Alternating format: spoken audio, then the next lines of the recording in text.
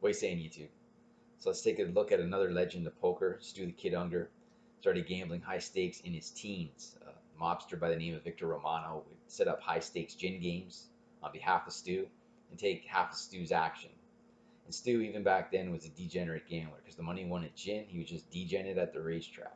And he'd play anything. He'd even play the mob's numbers game. In the numbers game, you had to pick the 4 winning numbers. And what were the winning numbers? Well, whatever the track handle was for that particular day. So the track handle is the total amount wagered at the racetrack. It's a number in the millions. The last 4 digits would be the 4 winning numbers. Stewie hits it, wins 20 grand. What does a DJN do with 20 grand? Well, he decides to play blackjack even though he doesn't really know anything about blackjack. Gets 20 grand on credit in the underground casino based on the fact that he had the winning mob numbers for that day. And he just blows the 20 grand. And he's even pissed off that the owner won't give him even more credit. Trust me, the owner was doing him a favor. But that's just the way he was. He could not hold on to money, could not manage money. So Stu, of course, had the eidetic memory, the genius level IQ, world's best gin player, went to Vegas to decimate the gin games, tournament, and high stakes. They dry up. Switches over to blackjack. He's now learned how to play, understands card counting. So what happens? He gets barred. Switches over to the poker, and poker 1981 World Series of Poker. He gets heads up against Doyle Brunson. Somehow, with no experience, pulls out the victory, defends his title in 82. Then somewhere along the way gets horribly addicted to cocaine. And like Bobby Baldwin said, maybe you can survive Vegas with 1 bad habit. But with 2, forget about it. And Stu already had 2. He's the DGen gambler, and he's got the drug addiction. Addicted to the cocaine, got a monkey on his back the size of King Kong. There's 3 kinds of conflict in the world: man versus man versus environment, and of course man versus himself. And that was Stewie's conflict. He even said the only person to ever beat him was himself and his bad habits. 97, he's broke mentally, physically. He's begging for money. Begs his friend Billy Baxter, please put me in the 97 main event. After a lot of consideration, Billy Baxter puts him in. The reason Billy was hesitant was in 1990, Billy had put him in the World Series. And after 2 days, Stu got a huge chip lead. And so he went back to his room at the Golden Nugget and OD'd on cocaine. He winds up in the hospital, nowhere to be found on days 3 and 4. And so, of course, he gets anti and blinded away. And he finishes in 9th place because he had the huge chip lead. But Billy was pissed off. You know, he ruined a golden opportunity. And probably Stewie could have been a 4-time main event champion had he just laid off the coke for 1 day. So that's how it goes. So, 97, Billy puts him in the World Series of Poker. And Stewie gets stronger mentally and physically each day until he wins it. And that's where the myth of the Cobalt Blue came in, which I explained in the last video. And then Stewie never defends his title in 98. So while Billy Baxter had to be convinced to put Stewie in the 97 main event, Billy went looking for Stu to put him in the 98 to defend the title. Billy Baxter was a believer, but at this time, it was too late. Stewie's mind had completely gone. And you are what you think. And you cannot change what you will not confront. And Stewie never did confront his demons and the drug addiction. Stewie actually tells Billy he's tired and doesn't want to play in the 98 World Series.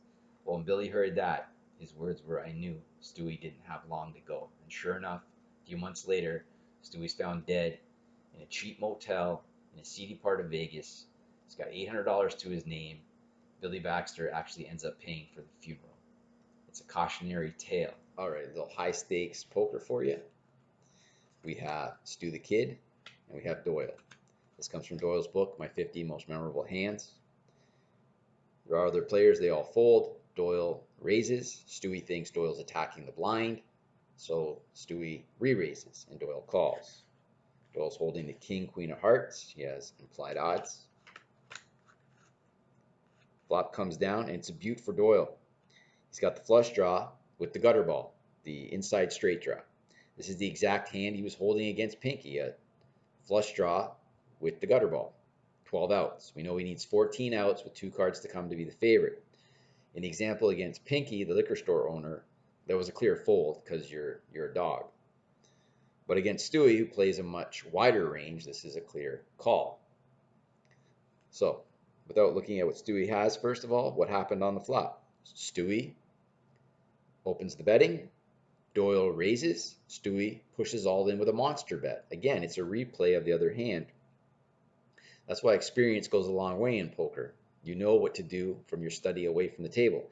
And knowing that Stewie has a much wider range than the liquor store owner, this is a clear call for Doyle. In fact, if Stewie were stuck in the game, he would be able to play any two. He's the type of person that goes berserk when they get stuck. So Doyle makes the call, and in his mind he says, when Stewie turns over these cards, if it's a close race, I'm going to offer insurance because the pot's big. And remember, at this time, Stewie was in terrible financial trouble. He should probably take the insurance. This is just before he wins the 97 World Series of Poker. Notice Stewie has a pair of threes, and Doyle has king eye. Question, who's winning? Well, it turns out Doyle's winning. Now, that might not make sense, but if you count Doyle's outs, he's clearly winning. He wins with any heart, that makes him a flush. He wins with any jack, that makes him a straight. He can also win by pairing the king or pairing the queen. So counting his outs, he's got 7 hearts, 3 jacks, 3 kings, 3 queens, 16 outs, more than the 14 he needs with 2 cards to come, therefore he is the favorite. 16 outs translates into 57%, meaning Stewie's chances are 43%. So he's clearly ahead. In Doyle's mind, it's close, but it's not close. 57 to 43, you're 14% favorite. Because if you were to bet this situation $1 each time 100 times, you'd win $57. You'd lose $43. You're up $14 per 100 bet. You have a 14% edge. In the world of gambling, that's huge.